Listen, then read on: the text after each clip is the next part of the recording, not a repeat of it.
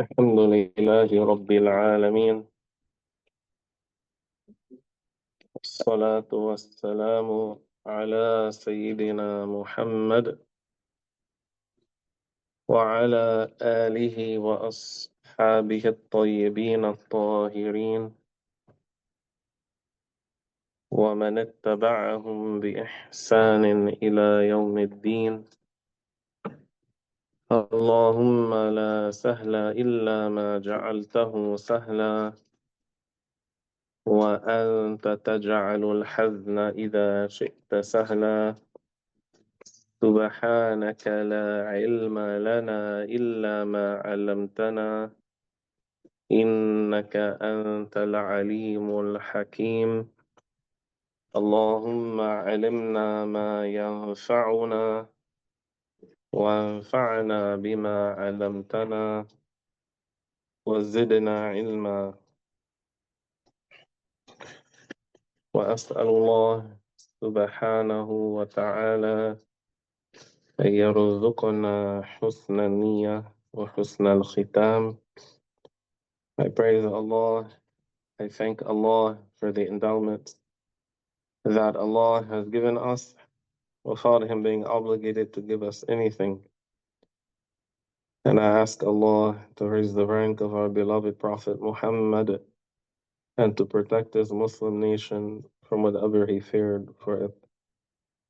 May Allah give us the sincere intentions and the good ending. Well, inshallah, we'll pick up from where we stopped last week. We reached a new chapter, which is what is said to the groom, the bride or the groom, after the wedding contract. That is, after they are officially married. So the author, may Allah have mercy upon him, said, it is a sunnah to say to him, Barakallahu laka wa barakallahu alayka wa jama'a baynakuma fi khayr. So you say laka if you're talking to a male, and laki for female, or alayka for a male, alayki for a female. Which means, may Allah bless you and may Allah bless upon you, and may He unite you both in goodness. And it is recommended to say to each of the spouses, Barakallahu li kulli wahidin minkuma fi sahibihi wa jama'a baynakuma fi khayr. May Allah bless each of you and your partner, and may He unite you both in goodness. Abu Dawood, At-Tirmidhi, Ibn Majah, and others narrated from Abu Hurairah radiyallahu anhu that the Prophet sallallahu alaihi wasallam used to say when he congratulated someone on their marriage, Barakallahu laka wa baraka alayka wa jama'a baynakuma fi khayr. May Allah bless you and may Allah bless upon you, and may He unite you both in goodness. And At-Tirmidhi, rahimahullah, said this is a good and authentic hadith. That is, the hadith from one route has a good chain of narration, a Hasan chain, and from another route, a Sahih, authentic chain of narration. An-Nasa'i in Amal al-Yawmi wal-Layla, which means the deeds of the day and night, which is a book of his other than his famous Sunan. Ibn Majah in his Sunan. And so if we say Ibn Majah narrated without mentioning the book, that means in his Sunan. If we say At-Tirmidhi, also usually his Sunan. As-Sunan al-Kubra specifically. And others narrated from Al-Hasan, yani Al-Hasan al-Basri, radiyallahu anhu, that Aqil ibn Abi Talib, radiyallahu anhu, married a woman, and it was said to him with prosperity and sons. So he said, I heard the Messenger of Allah sallallahu alayhi wasallam say, إذا تزوج أحدكم فليقل له بارك الله عليك وبارك فيك يعني وبارك فيك. If one of you marries, let him say, may Allah bless you and may Allah bless upon you. So this phrase, with prosperity and sons, means with goodness. However, some Shafi'i scholars have stated it is disliked, and it is contrary to what the Prophet ﷺ suggested or ordered to be said, and he recommended to be said. The people of knowledge have said there is no good in it, as mentioned in Al-Bayan by Al-Imrani, Al-Majmu' and Al-Rawdah by Al-Nawawi, Asna al-Matalib, Al-Ghurar al-Bahiyya fi Sharh al-Bahja al-Wardiyya by Zakaria al-Ansari, and Mughni al-Muhtaj by Al-Khatib al-Shirbini. So in other words, all of that is a hint that this is what is considered by mentioning those specific names in those specific books, that that is the fatwa which is given in the Shafi'i school. And they're not saying that it is haram, but this is not what the Prophet ﷺ recommended should be done. So if the people have a habit and then it comes to them that the religion encourages us to do something different, so what do? We do what the religion came with, and we leave out what is contrary to that. Sometimes we need to leave it out because it's haram to do it. And of course, in all cases, even if it's merely disliked to do it or better to leave it out, whatever came in the religion is best. Al-Bayhaqi and others narrated from Abu Hurairah radiyallahu anhu that the Prophet sallallahu alaihi wasallam used to say when he congratulated someone on their marriage, may Allah bless you and may He unite you both in goodness. What is said when consummating the marriage with his wife? An-Nasa'i in Amal al-Yawmi wal-Layla and At-Tabarani, Al-Hafiz Abu al-Qasim At-Tabarani, in his book Ad-Du'a, narrated from Abdullah ibn Amr, yani ibn al-As, radiyallahu anhu, that that the Messenger of Allah sallallahu alayhi wasallam said, إذا تزوج أحدكم امرأة فليأخذ بناصيتها أي مقدم رأسها وليقل اللهم إني أسألك من خيرها وخير ما جبلت عليه وأعوذ بك من شرها وشر ما جبلت عليه.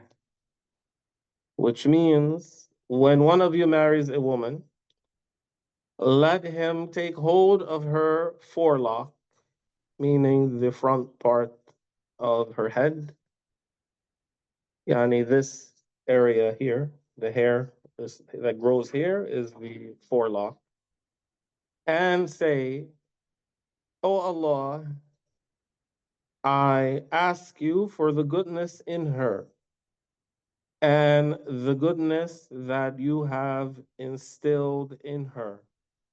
And I seek refuge with you from the evil in her and the evil that you have instilled in her." And the phrase, the goodness that you have instilled in her, means a good character. So this is recommended um, to say prior to, before consummating the marriage. Now, the next chapter relates to etiquettes of intimacy. Um, I'm not going to add a lot from what is said here. And anyone who has any questions about anything that's said here, yani just make sure it is appropriate.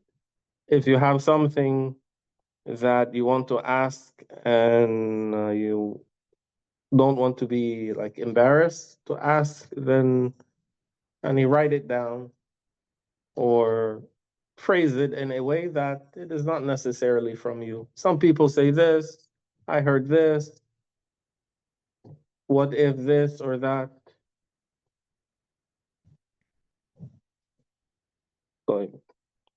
So Muslim and others narrated from Jabir ibn Abdullah radiallahu anhum that the Messenger of Allah sallallahu alayhi wasallam said, "واستحللتم فروجهن بكلمة الله." Intercourse with them has been made permissible for you by the word of Allah.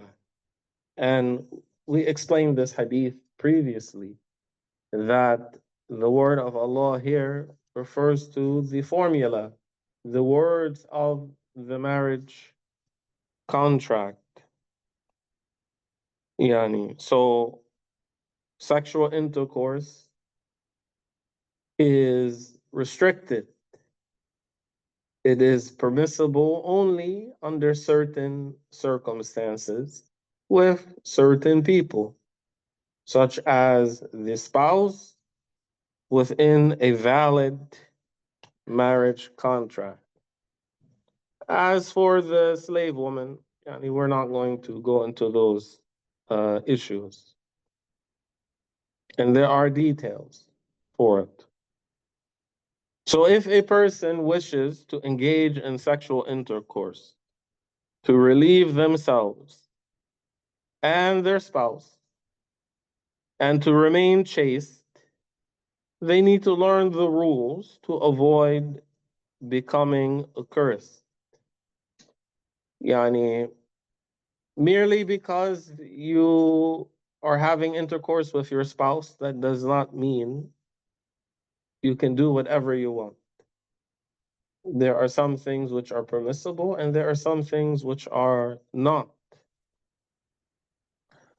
So they must understand that the Messenger of Allah sallallahu alaihi wasallam taught about this topic to avoid engaging in a corrupt, wicked, and evil deed, and thus not bring illegitimate children into the world.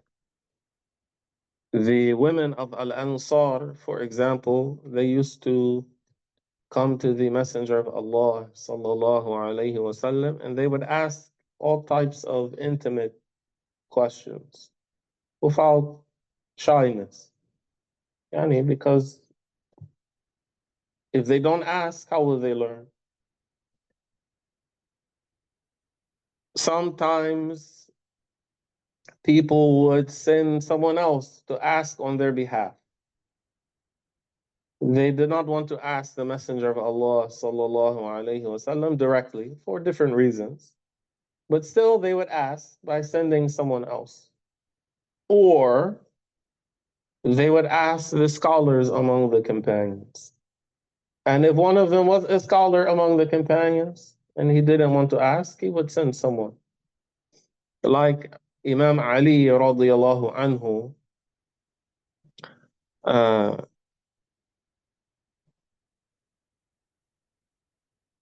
he sent one of the other companions to ask the Prophet sallallahu alaihi wasallam about the man who has uh, a high libido. He has a high sex drive. And because of that, the pre-seminal fluid, yani he would become aroused a lot. So the pre-seminal fluid would come out. So this used to happen to Ali radiallahu anhu. But he did not want to ask the Prophet sallallahu alaihi wasallam about it because he's married to his daughter. So he sent another companion to ask, what does he do? Allah revealed in the Quran, فَإِذَا تَطَهَّرْنَا فَأْتُوهُنَّ مِنْ حَيْثُ أَمَرَكُمُ اللَّهُ. Then, when they perform purification, approach them where Allah has ordered you. Yani, that is when the woman finishes menstruating or her postpartum bleeding terminates, then approach them, that is, have intercourse with them from where Allah has ordered you. And Allah revealed in the Quran, نِسَاؤُكُمْ حَرْثٌ لَكُمْ فَأْتُوا حَرْثَكُمْ أَنَّا شِئْتُمْ. Your wives are a tillage for you, so approach your tillage whenever and from whichever position you want. Um, so, there are some people like the Mormons, they have some things they say about sexual intercourse between the spouse. So some of them, they'll say only what they call the missionary position is permissible. And the Jews, they used to say that if the husband approached his wife from behind, that is, he had intercourse with her from through her vagina, but from behind. They said that if she became impregnated, then the child would be born cross-eyed. يعني without going too far into that issue, the Jews, they do have something that they would call fiqh and rules.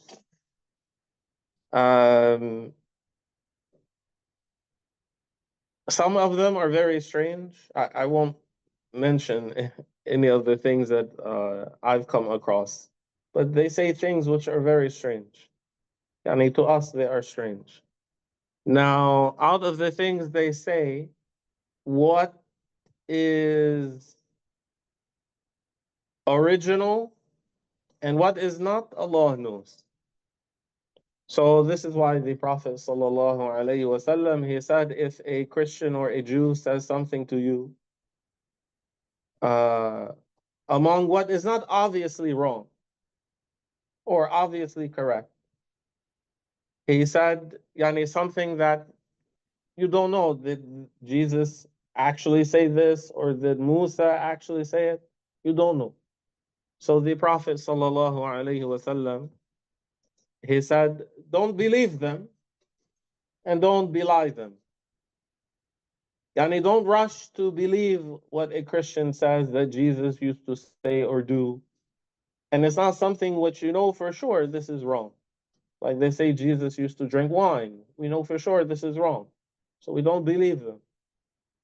But if it's not something which is obvious, then we don't rush to believe them and we don't rush to belie them. Because it is possible, it is something that Prophet Musa alayhi salam actually came with. So, but we don't take it for sure because the Sharia that must be followed is the Sharia of Prophet Muhammad alayhi salatu wasalam. Right. So the tilth, harth, refers to a field, I mean, linguistically, where something is sown and later harvested.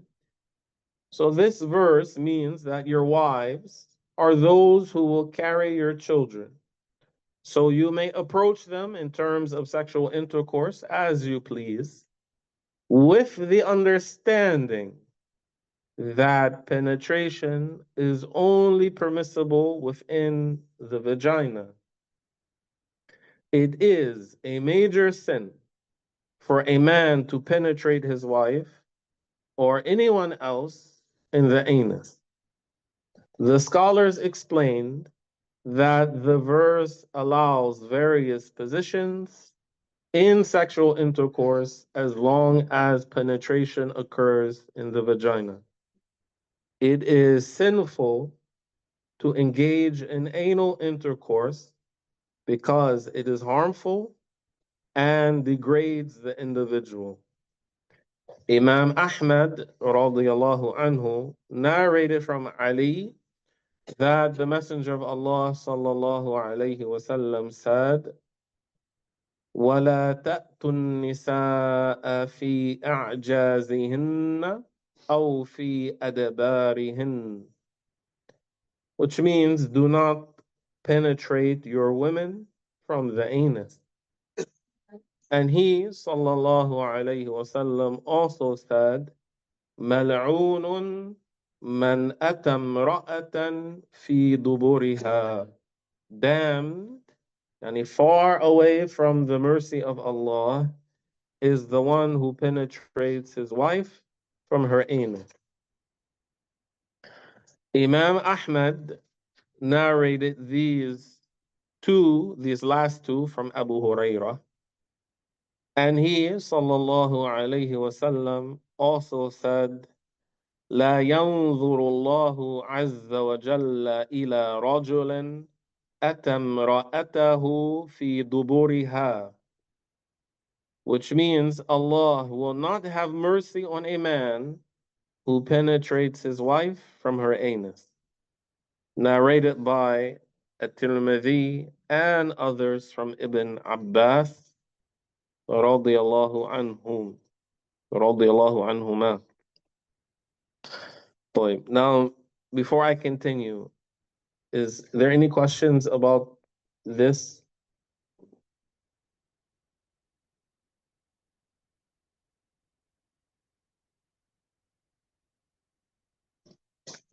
And if someone comes to you with something other than what's mentioned in those three hadith, don't take it. Don't take it.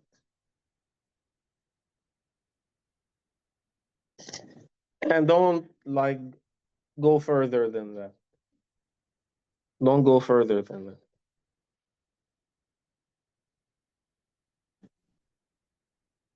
Right.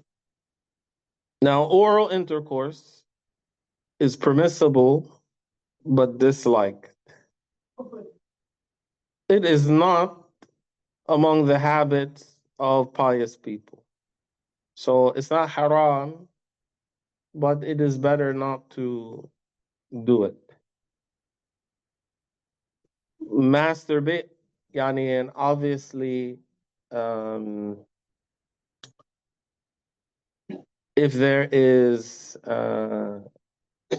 filth, then one is not allowed to put filth in their mouth. Yani, so the pre-seminal fluid, this is najis. It's najis. And yani from the man and the woman, it's najis. So one has to be mindful. Masturbation is unlawful for both men and women.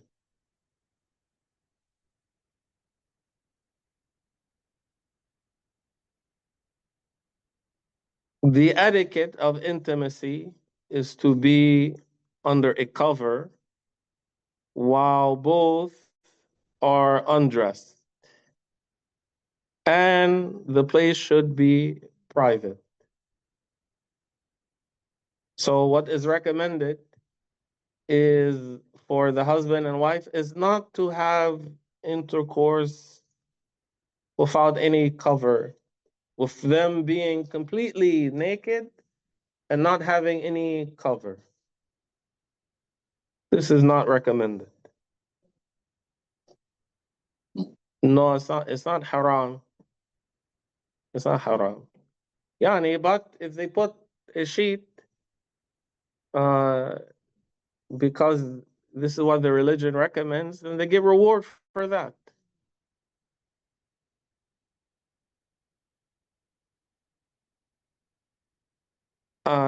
Someone's okay. The one I won't read the question. The answer is no.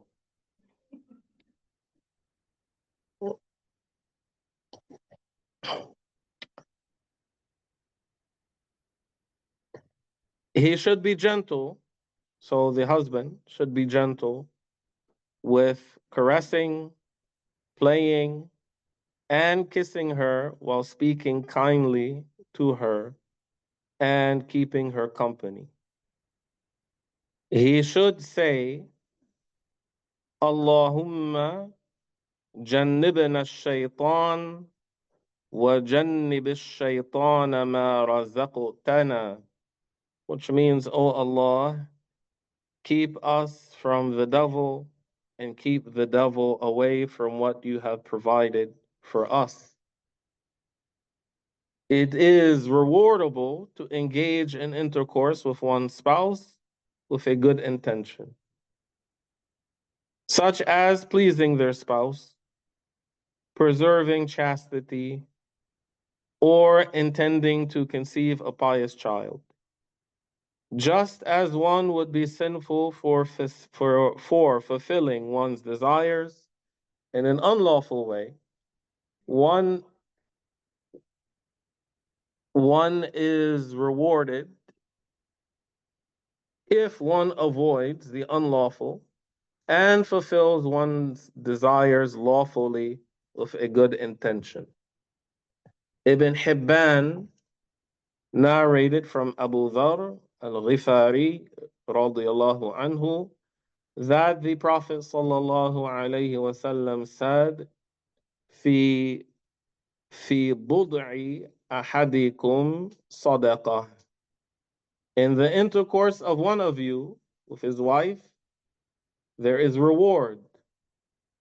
Some companions said, O Messenger of Allah, would one of us approach his wife with desire and he would be rewarded for that?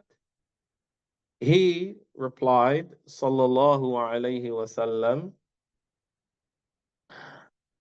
أرأيت أرأيتم لو وضعها في الحرام أكان عليه فيه وزر فكذلك إذا وضعها في الحلال كان له أجر.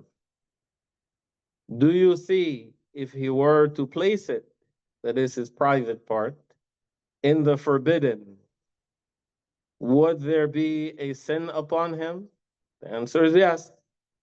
Likewise, if he places it in the lawful, there is a reward for him. So there is reward in avoiding the haram. So if one fulfills their sexual desire in a halal way with a good intention, then they get reward from Allah because they are doing what Allah ordered them to do.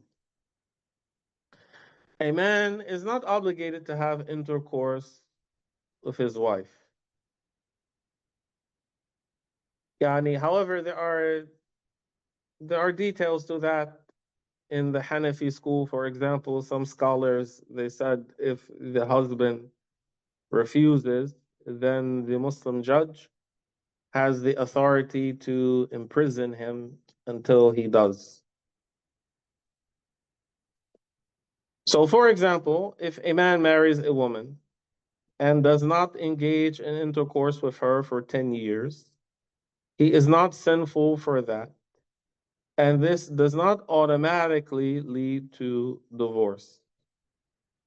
This recommendation is to help maintain the marital bond and prevent forbidden actions. Yani, and what is meant here specifically is after consummation of the marriage contract. So if the husband refuses to consummate, then the wife has grounds to file a case with the Muslim judge, and the Muslim judge would order him to consummate. If he doesn't, he gives him a specific amount of time to do it. If he doesn't, then this is grounds for the Muslim judge to breach the marriage contract.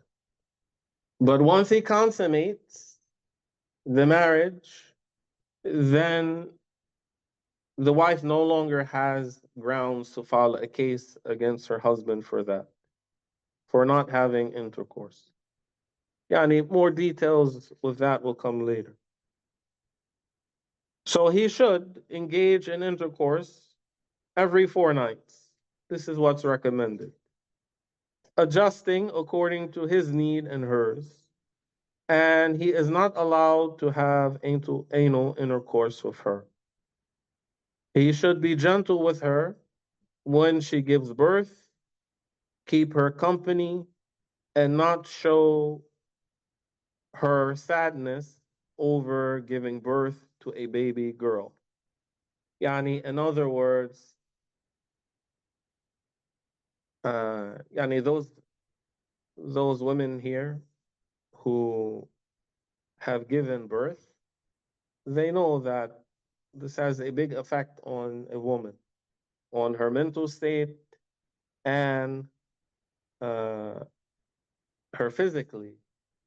So sometimes a husband is not patient or compassionate with the changes that a woman might experience after giving birth. So this is not, yani, he should show her compassion and kindness. And if he is disappointed about something, he should hide it and not let it show.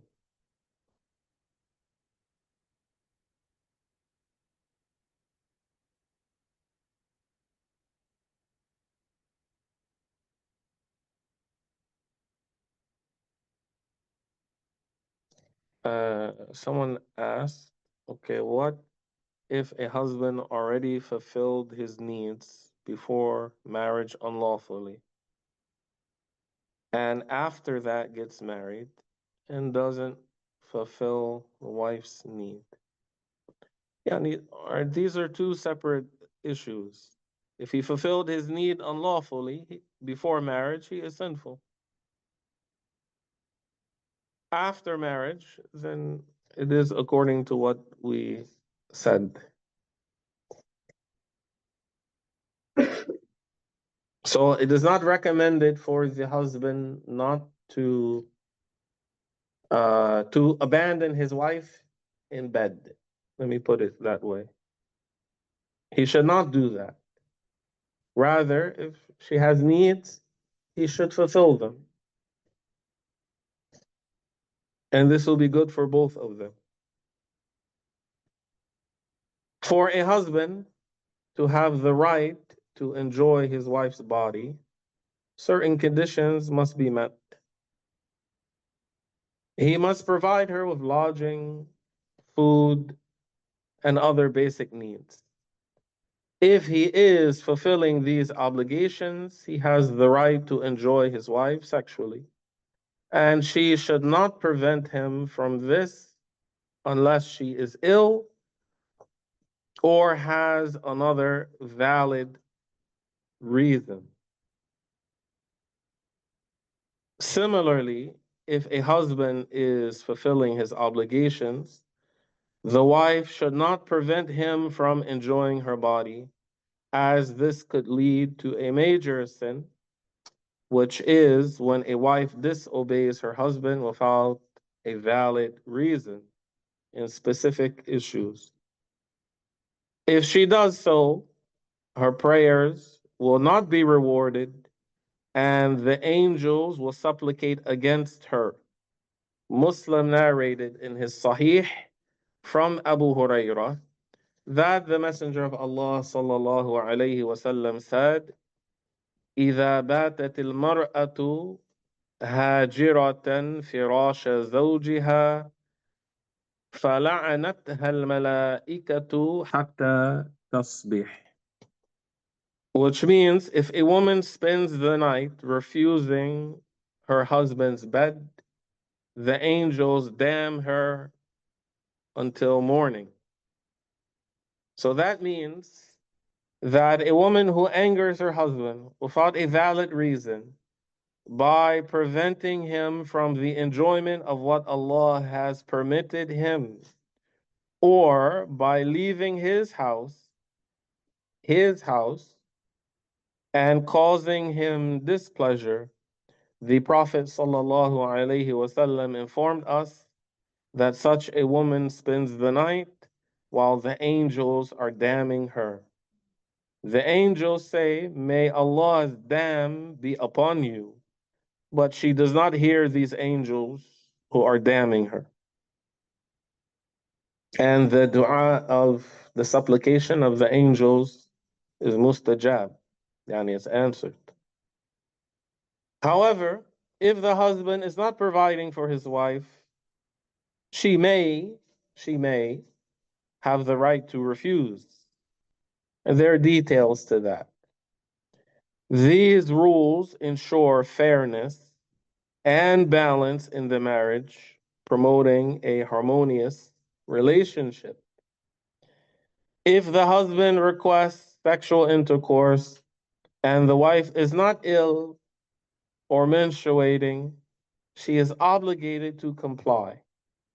On the other hand, if the wife requests intercourse, the husband is not obligated to comply, but it is good and rewardable if he does so with a good intention. If the wife is extremely tired, it may be a valid excuse for her to refuse sexual intercourse, especially if it would harm her health. So if the wife says, "I'm not in the mood," this is not a valid excuse. If the wife says, "I just got my hair done," this is not a valid excuse. Each should be considerate of the other's needs and well being. Each. So the wife should be considerate of her husband's needs, and the husband should be considerate of his wife's needs. Yani she has feelings too, and he should not disregard her feelings. Yani if the husband disregards the feelings of his wife, um, yani they are valid. It is not merely a woman being emotional. If he disregards her feelings, then he is going to regret it. Yani, and I think the situation bears witness to that. Yani, in other words, what's the evidence that he's going to regret it? Just look around and look at the situation of men who do that. If the husband requests his wife to decorate herself or wear something specific for sexual pleasure, and it requires additional products or effort, then it is the husband's responsibility to provide what is needed for her to fulfill his request. So, in other words, if the husband wants his wife to wear um, lingerie, then it's upon him to buy it. It's upon him to buy it. Al-Bukhari and Muslim narrated from Ibn Abbas radiyallahu anhu that the Prophet sallallahu alaihi wasallam said, and in the book there's a lamb missing in the Arabic. You see, it starts with a wow. There's a lamb, low anna. So write a lamb there. فقال عليه الصلاة والسلام لو أن أحدكم إذا أتى أهله قال بسم الله اللهم جنبنا الشيطان وجنب الشيطان ما رزقتنا فقضي بينهما ولد لم يضره وفي رواية للبخاري لم يضره شيطان أبدا, which means if one of you, when he comes to his wife, yani for sexual intercourse, says, in the name of Allah, O Allah, keep us away from the devil and keep the devil away from what you have provided us. And if it has been decreed that he should have a child, the devil will not harm him. Yani that is, he will not be affected by any harm. In a narration by Abu Dawood and others, if one of you intends to come to his wife, and it explains other narrations indicating that the statement should be made before starting. So this is something that the man would say before intercourse, not during intercourse. Now, among the wife's rights over her husband are good companionship, bearing harm from her out of mercy for her, and patience with her during her natural outbursts, and dealing with her wisely so that his dignity does not fall in her eyes. He should remind her of Allah if she neglects her religion, if there is aversion and rebellion from her, he should discipline her. That does not necessarily mean hit her and make her comply. I mean, that could be verbal, as we'll explain further later, and make her comply with obedience, just as he disciplines her for abandoning prayer by admonishing, warning, and scaring her. Yani, in other words, some men, they would express their displeasure and they would scold their wife if she cooked food that he does not like. But if she doesn't pray, he has nothing to say about that.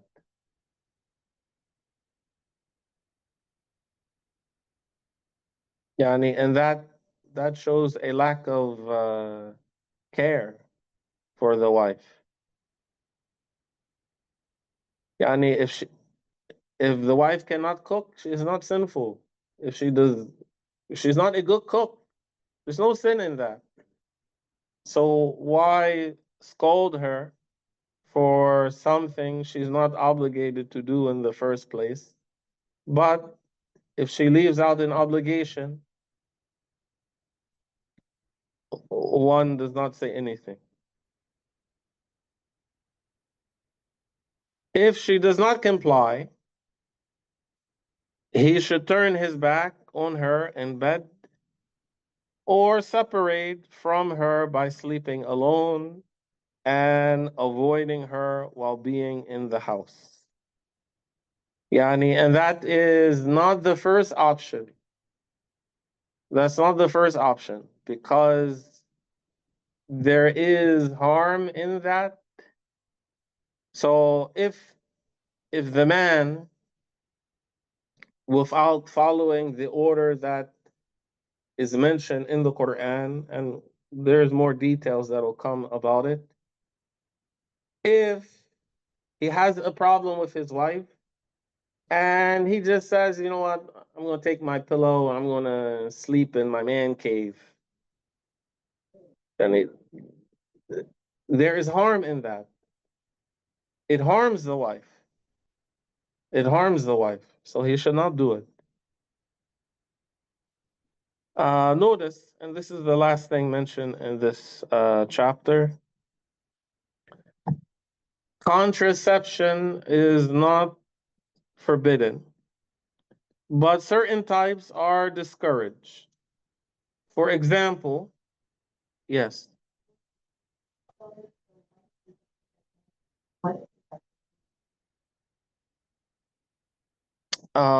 So if the wife is upset with her husband,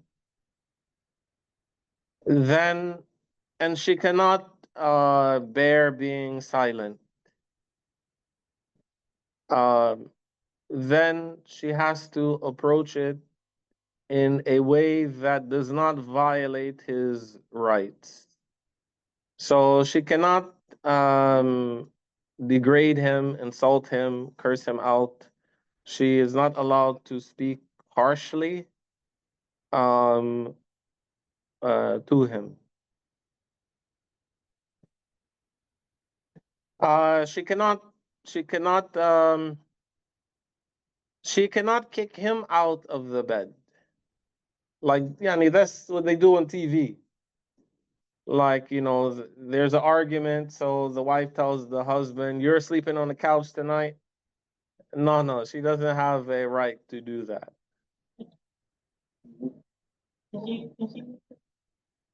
Can she leave the room? Yeah, there's no. She should not. So you're asking, can she abandon the bed? She shouldn't do that.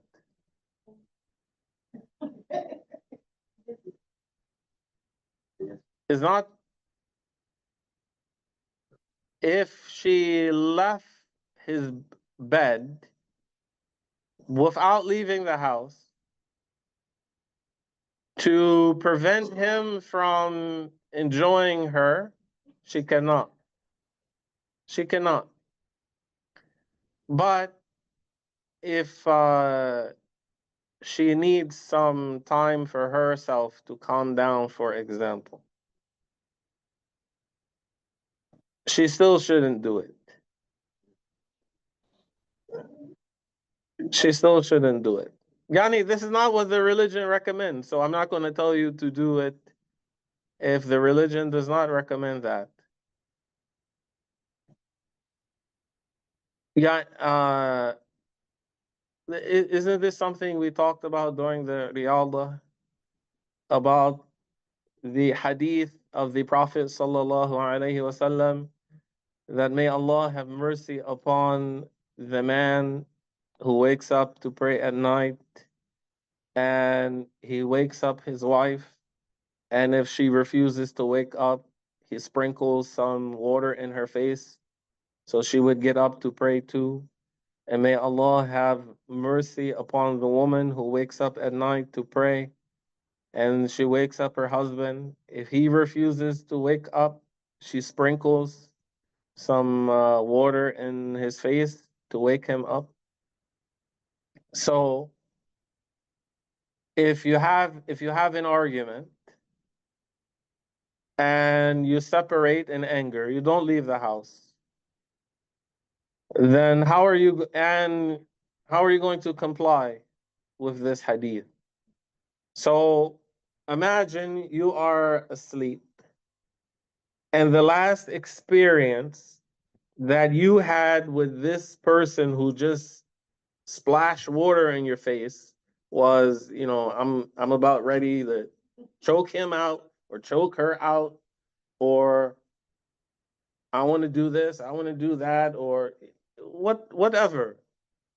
That was the last experience. Now this person comes and splashes water in your face. So, uh, if you now, yani, of course, we are talking about what is ideal, and most of the time, human beings are not ideal. The man is not acting the way he should. The woman is not acting the way she should. One of them or both of them. But um, it doesn't mean we should not strive for it. Yani make it a point, one of those relationship goals. Don't don't go to bed with issues unresolved in anger. Forgive your spouse for the sake of Allah. And it makes it much easier to accomplish if you choose the right person from the very beginning. So you choose the wrong person, uh, then how are you going to achieve those things? Yani don't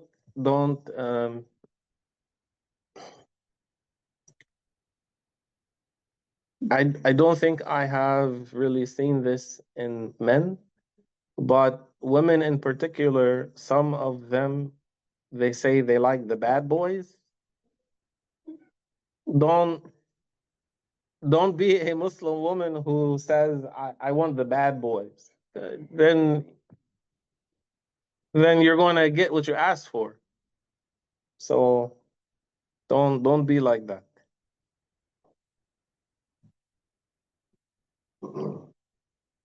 Uh, طيب. So regarding contraception, we said it is not forbidden, but certain types are discouraged. For example, if a male uses a studded or ribbed condom that introduces a foreign element during penetration, it is not permissible. For females, temporary contraception methods like a diaphragm are permissible as long as they do not uncover the private parts unnecessarily. So it is not permissible for um, a woman to go to even an OBGYN for them to insert into her vagina while uncovering her private parts, a diaphragm or yani the other whatever else they call those things. And of course, it is not permissible for a man to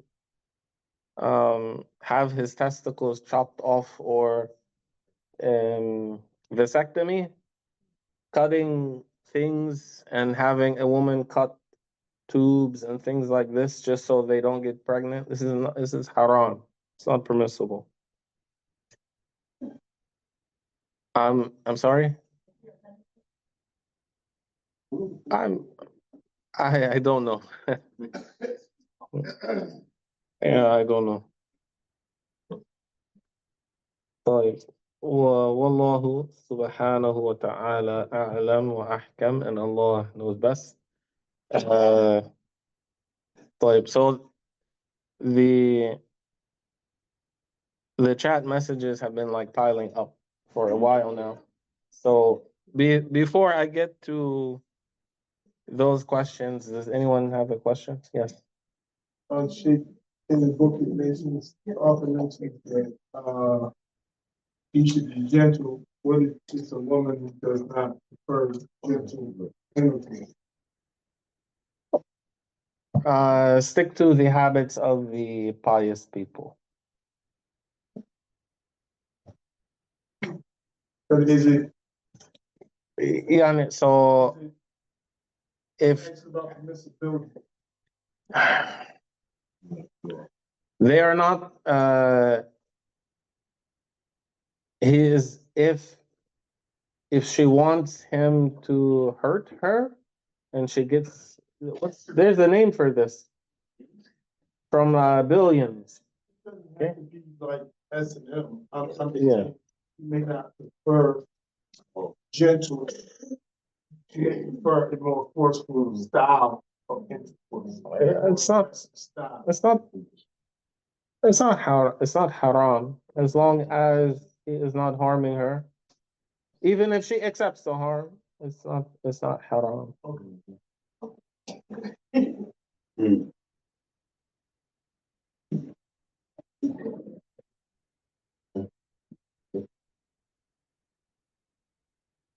Yes. Concerning time of the tools, take what we call time of the tools. You mentioned that this is around. Yeah. I guess two questions. Is this by consensus? And the second question is, if it's done, is it a must that she has it undone? Because they can't undo it.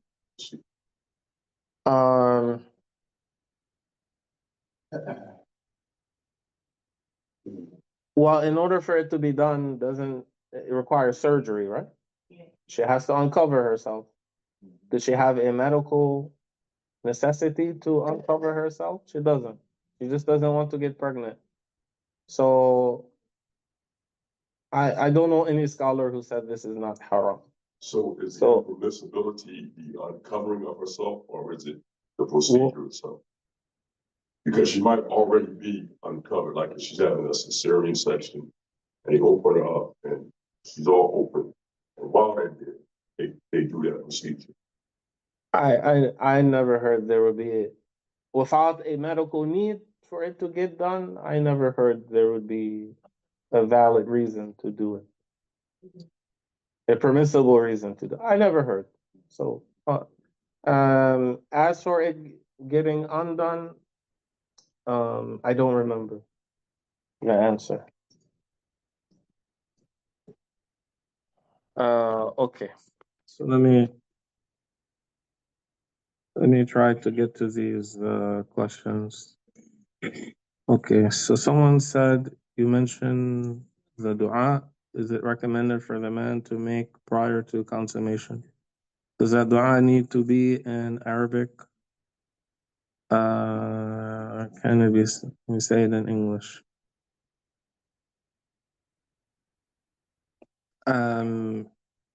To get a dua that's narrated from the Prophet sallallahu alaihi wasallam, you can say in Arabic and you can say in other languages, but in some cases, the benefit you need to, even if it's not Quran, the specific benefit you need to say it in Arabic. Is this such a case? I don't know. So someone said, so if the woman pays the rent, she doesn't have to give her body. That's not the rule. So even if,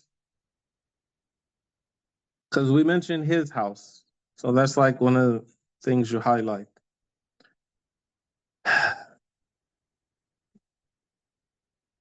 The house is according to who owns the house and who made the contract to rent the house, not who pays. So if the husband bought the house, but someone else pays, it's his house.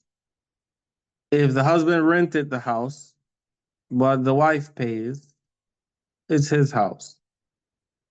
If the wife rented the house, but the husband pays, it's the wife's house. If the wife rented the house, but the husband pays, it's the wife's house. So the rules that pertain to leaving the husband's house doesn't apply in that case because it's not his house, it's her house. If he wants to have those restrictions under his control, then he needs to provide her with another house that he bought or he rented. Does that mean she has to sell her house? No, it doesn't mean that. However, without going into those issues now, just related to the issue of intercourse. Even if they live in two separate places, then the husband can call his wife and order her to come.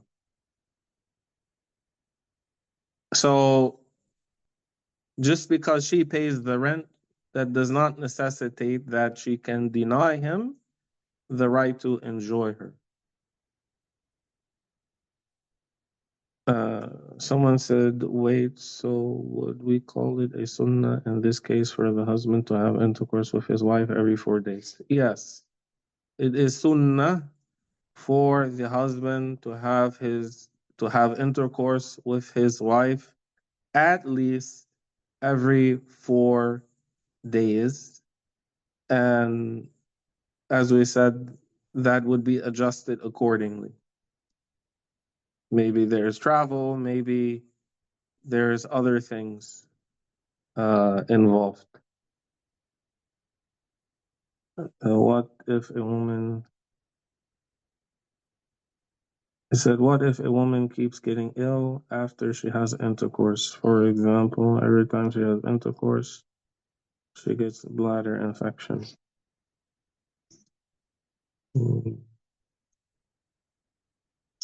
I don't know. So it's as if you are saying that intercourse harms her. If intercourse harms her, then she has an excuse. So if the husband has a wife and she has an illness, so if he has intercourse with her, she is harmed. So she has a reason to prevent him. So she prevents him. So what does the husband do? And he let him marry another woman. That doesn't mean divorce the first one. He can keep the first one, but if he needs intercourse and he cannot have intercourse with his wife, then what's he supposed to do? Yeah, let him marry another woman. Someone said, does the man have to say he has a need, or the wife has to look for a clue? يعني they know.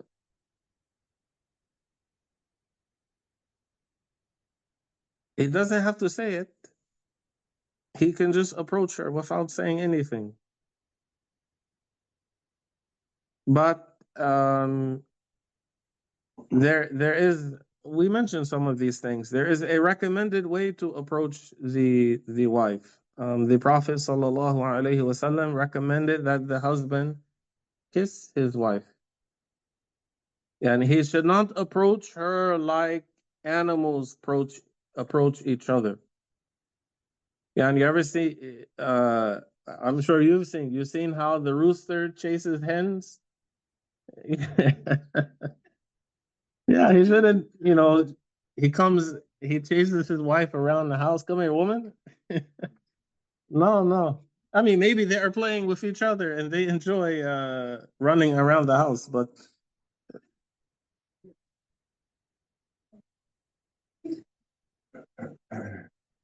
yeah, and he should be considerate, as we said. Someone said, "Can you repeat about the condom?" Yeah, so some condoms they have uh,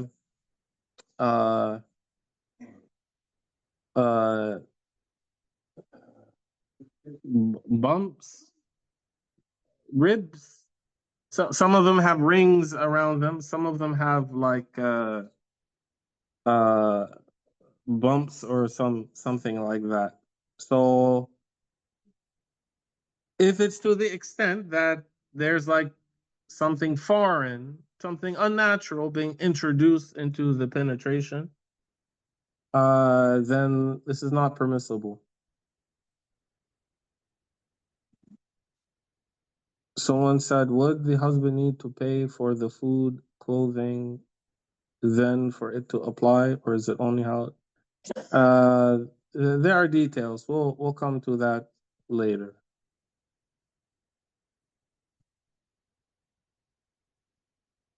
We'll come to the details about when, if he is not providing the obligatory support, when is she allowed to refuse? It's not in all cases. It's not in all cases. طيب. والله سبحانه وتعالى أعلم وأحكم, and Allah knows best. بارك الله فيكم. Inshallah, we'll continue next week. وبالله التوفيق. Yes. So the husband can refuse to have intercourse with his wife, but the wife cannot refuse to have intercourse with her husband unless she has a valid excuse. However, if that harms the wife, the husband should not do it.